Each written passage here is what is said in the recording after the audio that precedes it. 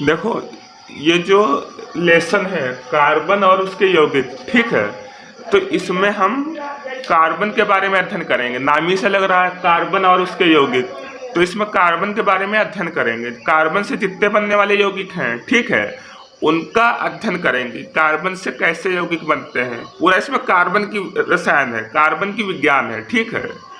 और कार्बन की विज्ञान इसलिए इसको अलग करने की जरूरत पड़ी है क्योंकि कार्बन है अपने आप में एक बहुत बड़ी चीज है। हर चीज में कार्बन होता है। कोयले से लगा करके हीरे में भी कार्बन है, कोयले में भी कार्बन है, भोजन में भी कार्बन है।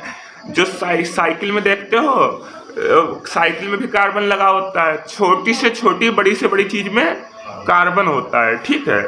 भोजन में भी कार्बन होता है, प्लास्टिक में भी कार्बन है, कपड़ों में भी कार्बन लगा होता है, ठीक है। हीरा है, हीरा भी तो कार्बन ही है, वो भी तो कार्बन का अपरूप है। ग्रेफाइट है, वो भी कार्बन का एक अपरूप है कि नहीं। ग्रेफाइट कोयला है, वो तो कार्बन है ही। कोयला काला है, वो भी कार्बन है। हीरा चमकता है, सफेद होता है, वो भी कार्बन होता है, ठीक है। तो जो कार्बनिक रसायन का जो खेल होता है, ये कोवेलेंट बॉन्ड से शुरू होता है, यानी सहसंयोजी आबंध से। किससे शुरू होता है? सहसंयोजी आबंध से। सहसंयोजी आबंध है, ये तो लिखा ही है, कोवेलेंट बॉन्ड।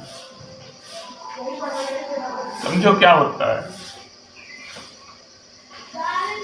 वैसे जो बॉन्डिंग होती है, आबंध होते हैं, बहुत प्रकार के होते हैं। धात्विक आबंध होते हैं, आयनिक आबंध होते हैं, ठीक है, बहुत से आबंध होते हैं, ठीक है। लेकिन जो एक सहसंयोजी आबंध भी होता है, लेकिन इसमें जो यूज होता है वो सहसंयोजी आबंध है, ठीक है। क्यों इसकी आवश्यकता पड़ती, समझो ध्यान से। देखो, आबंध क्यों बनते हैं? क्योंकि उसमें होता यह है, कायदे से समझो। ये पीरियोडिक टेबल होती है, जैसे मान लो ये पीरियोडिक टेबल है, ठीक है।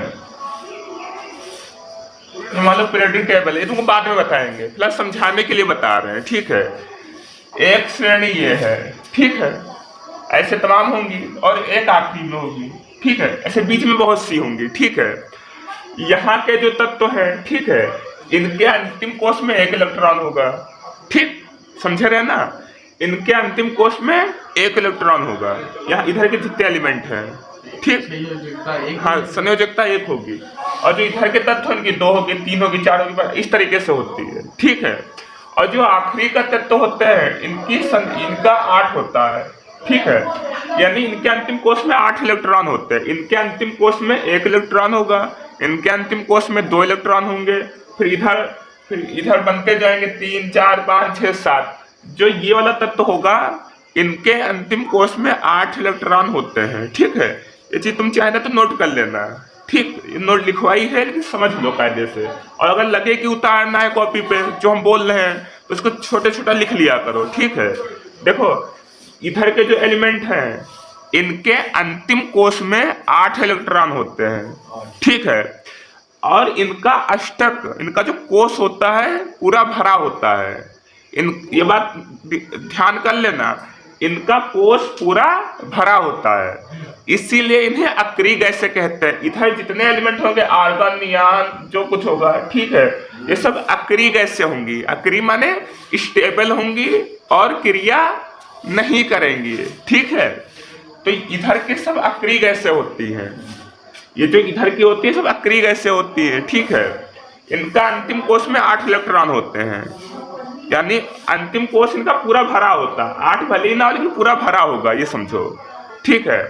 तो कुल मिला के इनका अंतिम कोश भरा होता है, और इनके में कहीं कुछ, इनके में खाली 1 ही है, 2 ही है, इनका अंतिम कोश तो भरा है नहीं। तो इधर के सब सोचते हैं कि हम इसके बराबर आ जाए। हाँ, जैसे यहाँ पे हाइड्रोजन है, ठीक है, हाइड्रोजन सोचिए, यहाँ पे जो अक्रिय गैस होगी वो सोचेगा, हाइड्रोजन सोचेगा लो इसके बराबर आ जाए। यहाँ पे जो होगा वो सोचेगा लो इसके बराबर आ जाए, यानी इनका भी स्टेप पूरा भर जाए, ये भी स्टेबल हो जाए, ठीक है। जैसे तुम्हारे घर में किसी की नौकरी लगी हो, ठीक है, तो तुम सोचोगे जैसे मेरे खानदान में उसकी नौकरी लगी है, ऐसे हमारी भी नौकरी लग जाए। तो ये भी स्टेबल होना चाहते हैं, ये भी सोचते हैं कि जो हमारा कोश है ये पूरा भर जाए, ठीक है। और इधर का पूरा भरा होता है, हीलियम, नियॉन, आर्गन, ठीक है, हीलियम नहीं होगी एक्चुअली में, नियान, आर्गन, ठीक है। तो इनके जैसा बनना चाहते हैं, ठीक है, समझ में आ गया। ये इनके जैसे बनना चाहते हैं कि इनको ये इनके जैसे बन जाए ताकि ये भी सक्रिय हो जाए, ठीक। तो जैसे मान लो अब H2 ही क्यों बनता है, H3 क्यों नहीं बन जाता, इसके पीछे भी लॉजिक है, समझो ध्यान से। अच्छा, सहसंयोजी आबंध की बात करते हैं कि सहसंयोजी आबंध होता क्या है। देखो, एक आयनिक बॉन्ड होता है, एक धात्विक बॉन्ड होता है, ठीक है, धात्विक बंध होता है, उसकी बात हम अभी नहीं करें, खाली सहसंयोजी आबंध की बात करते हैं। इसमें क्या होता है, सह माने होता है दो, ठीक है, या संयोजी माने संयोजन करना यानी साझा करना। तो इसमें दो साझे के बॉन्ड होते हैं, दो साझे के आबंध होते हैं, इलेक्ट्रॉन होते हैं। जैसे मान लो हाइड्रोजन है, ठीक है, हाइड्रोजन के पास एक इलेक्ट्रॉन होता है, ठीक है। अब देखो, इलेक्ट्रॉनिक विन्यास जो होता है वो दो, ठीक है, और दो करना, दो दूना चार, दो दूना चार, ठीक है, 2 4 नहीं, यहाँ 8 होगा, गलत बोल दिया। 2 दूना 4 दूना 8, फिर 3 3 9 दूना 18, ठीक। इस तरीके से इसका वो होता है। जैसे हाइड्रोजन है तो इस तरीके से होगा, ठीक है।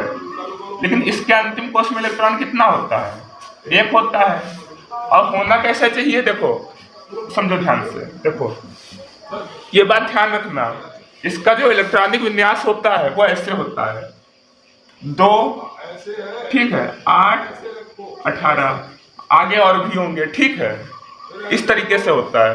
यानी अगर पहला कोश है, पहले कोश में 2 इलेक्ट्रॉन होने चाहिए, दूसरे कोश में कितने होने चाहिए सुशील, 8 होने चाहिए, 3 4 5 6 7 8, फिर तीसरे में 18 होने चाहिए। समझ में आ रहा है हम क्या कह रहे हैं, ठीक है, समझे रहना। अब जैसे हाइड्रोजन है, ठीक है, इसके पास एक इलेक्ट्रॉन है, कितना है, एक इलेक्ट्रॉन हमने ऐसे लिख कर बना दिया, ठीक है।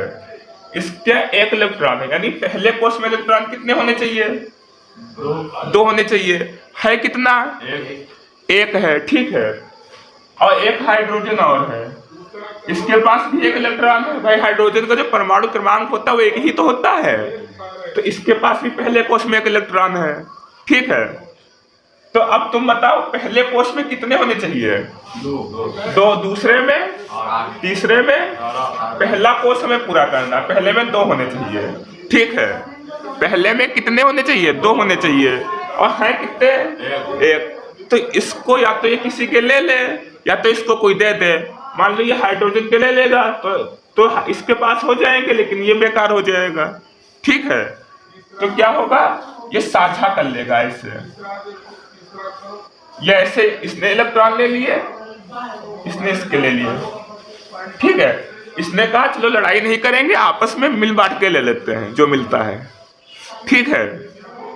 आयनिक बॉन्ड होते हैं, लड़ाई करने लगते हैं, छीन लेते हैं।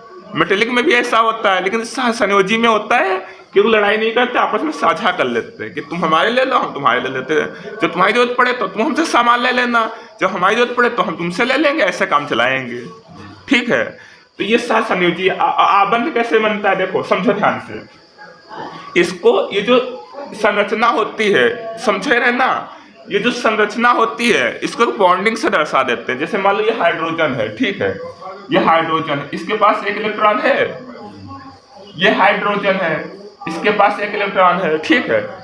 एक बीच में से लाइन खींच दिए इस तरीके से, ठीक है, यानी एक दोनों के बीच में इलेक्ट्रॉन बंधा हुआ है, ठीक है। या कह सकते हो ये इलेक्ट्रॉन बीच में है, ये जो इलेक्ट्रॉन है बीच में है, इसको ऐसे लिख सकते हो, ये दोनों इलेक्ट्रॉन बीच में है, ये बीच में आ जाते हैं, ठीक है। तो ये इलेक्ट्रॉन है दोनों, ठीक है, ये बीच में आ जाते हैं, ठीक है, ये दोनों बीच में आ जाते हैं। जितनी यहाँ से इसकी दूरी होगी उतनी यहाँ से इसकी दूरी होगी, ठीक है।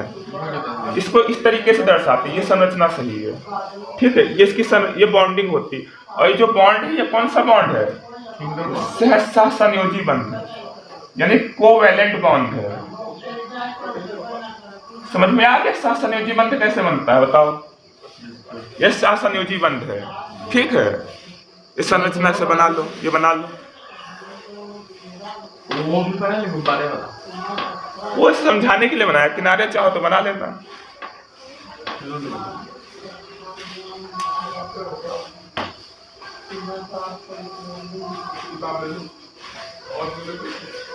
और इसको हम ऐसे दर्शा देते हैं H बॉन्ड H बस।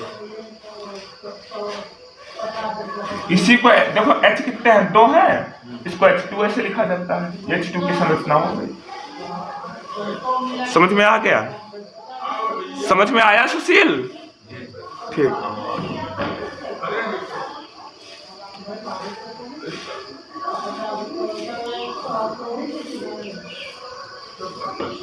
और जो लोग YouTube पे देख रहे हैं ये वीडियो, ठीक है, कॉपी पेन लेके साथ में बैठो, साथ ही में वो सब लिखते रहो। साथ में लिखने से ये होगा कि प्रैक्टिस बनी रहेगी।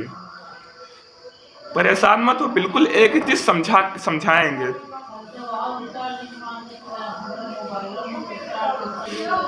जो कल की क्लास होगी, ठीक है, इसमें जो बाकी और रचनाएं हैं, ठीक है, जैसे H हो गया और आगे CO2 कैसे बनता है, ठीक है, O2 कैसे बनता है, NH3 कैसे बनता है, ये सारी संरचनाएं समझाएंगे, ठीक है। और जो उसका नामकरण होता है IUPAC का नामकरण, कि नाम कैसे रखा जाता है, मेथेन कैसे बनता है, उनकी नंबरिंग कैसे की जाती है, अगर बहुत बड़ी चैन हो तो उसकी नंबरिंग कैसे की जाएगी, ये सब चीजें आने वाले समय में बताएंगे कि इसका नामकरण कैसे होता है। नामकरण से क्वेश्चन बहुत आते हैं, अभी तैयार कर लोगे, फर्स्ट ईयर इंटर बहुत आराम मिल जाएगी, ठीक है। और इसके समावेशी संरचना क्या होती है, ठीक है, ये सब चीजें बताएंगे, ठीक है। कल से जो क्लास स्टार्ट होगी, ठीक है। तो आज क्लास यहीं पे समाप्त करते हैं, ठीक।